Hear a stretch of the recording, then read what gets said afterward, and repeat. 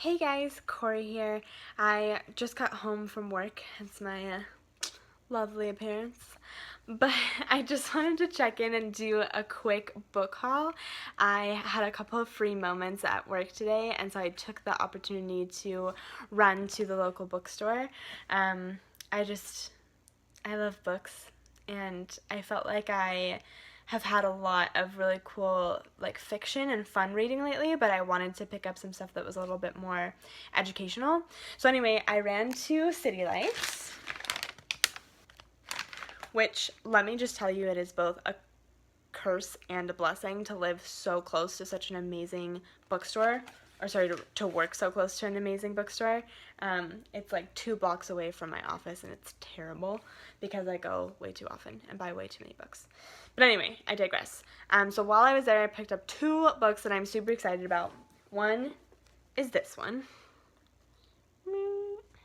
It's called ContamiNation, My Quest to Survive in a Toxic World by McKay Jenkins. And I will link to the book description below in case you could not catch my lovely showing of that title.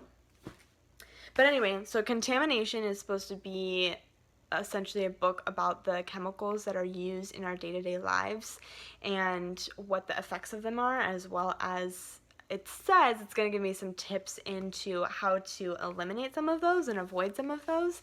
So I made it through the prologue on the train on the way home, and let me just tell you, it is so good. I feel like a lot of books like this tend to kind of feel super jargony and like they're just so packed full of research that it's hard to slog through even if you're interested in the topic, because it starts to feel like you're reading a biology textbook and like it's not really that relatable to you. But so far, McKay Jenkins has done such a good job of relating this back to his personal life and his personal story. So I'm super excited to get into the rest of that.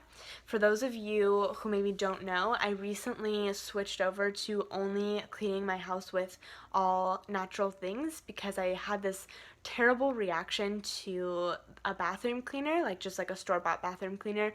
My skin reacted to it, and I basically like had this period of time where it was really hard for me to breathe while I was using it, and it really freaked me out. So I have a friend who is really in love with essential oils, and so I talked to her about it, and she gave me some really great tips for using those for home cleaning, and now I've kind of been getting into some of the additional uses of them. So more on that later. But it kind of sparked this interest of like, what are these chemicals that are allowed to be sold to us just on the shelf in the grocery store, and where else are they? You know, if they're allowed to be in our cleaning products, are they allowed to be other places in our homes? So super interested to get into this. Not really light reading, but you know. I also picked up Eating Animals. I love the cover of this, probably mostly because it's green, but you know. So Eating Animals by, I'm going to butcher this guy's name, I apologize in advance, but it's by Jonathan Safran Foer. Anyway, I will link to this book's description below as well. But this one is supposed to be, basically, I've been really thinking about going vegan lately, and I wanted to just kind of do some reading on that topic, but I didn't really feel like I was ready to read one of those like really hard-hitting books on like the animal/meat industry in America, just because I think that it'll make me really sad. So I wanted to kind of ease my way into things, and this book, Eating Animals, is supposed to be about like the history of meat consumption in America, so where a lot of our like common recipes like hamburgers and stuff like that kind of came in. And I think it also says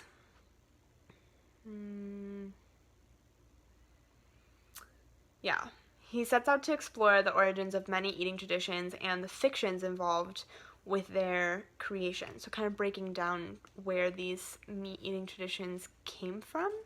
So I haven't read any of this yet, but I'm super excited to get into it.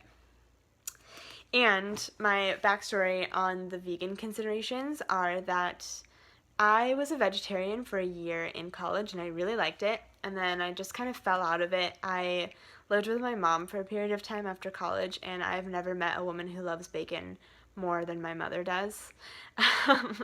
So just kind of partially as a courtesy and partially as convenience as a part of living in other people's houses post-college, it was easier to just go back to eating meat.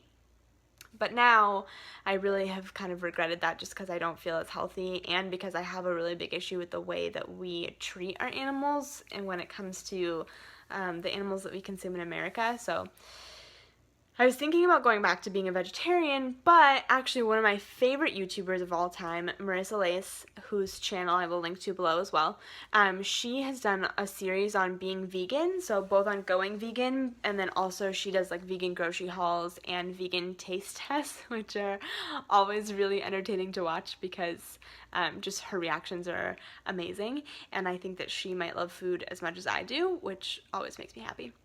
So anyway, but she has kind of talked about the issues that she has. She kind of went vegan for the same reason. She just had issues with the way the animals were treated in the industry. And I guess I had never, for some reason, it just never dawned on me that the same animals that I care about in terms of how they're being treated when we're consuming them as a hamburger or a grilled chicken salad or, you know, whatever it is, you know, those animals and those issues are also present in the way that we create our animal products. So, I don't know. I'm overwhelmed. I'm a little bit overwhelmed with the idea of going vegan just because I feel like there are so many things that are animal-based products. But I do remember from being vegetarian, I feel like one of the reasons why I felt so healthy during that was because I had to really be more conscientious about what I was eating. So I don't necessarily think that meat is bad for you, and that just cutting it out automatically makes you healthier.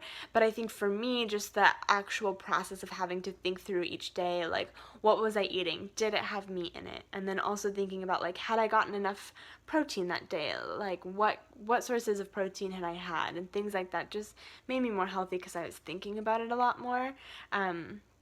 So I'm excited to kind of get back into that. And one of the things that I really love about MarissaLace and also some of the other vegan YouTubers that I've found is that the truth is that it's not like being vegan is just it means that you can only eat fruits and vegetables your entire life. There are a lot of other things that you can eat. There are a lot of delicious things that you can make and all of that. It just is that you do have to be more conscientious about what you're consuming. So I'm pretty sure I'm going to do it. I just am not entirely ready to totally pull the plug yet.